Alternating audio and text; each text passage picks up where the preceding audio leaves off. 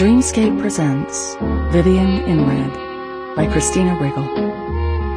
Narrated by Exie Sands and Chris Lutkin. 1. Milo. She called me a vine, said I twisted into all her spaces, wrapped around all her branches. I remember she was missing one round toe shoe, which made her stand at an odd broken angle.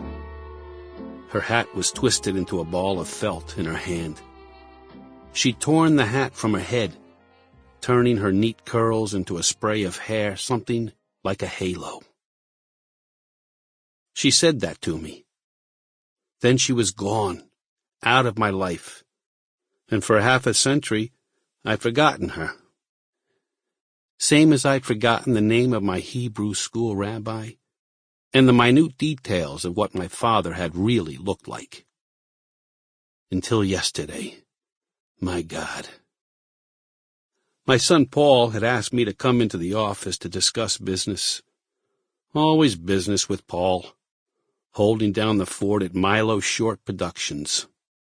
So far, we're holding our own, even with the falling chandeliers and rotating stages and all that mishigas, not to mention Mickey Mouse storming Broadway now with his productions of movie cartoons that mainly existed in the first place to plug cheap plastic toys.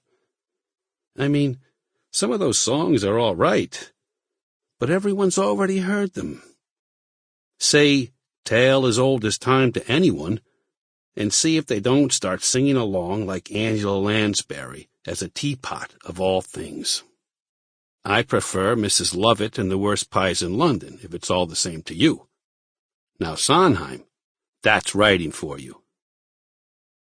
If my granddaughter Naomi gets her way, we'll be making Star Wars the musical.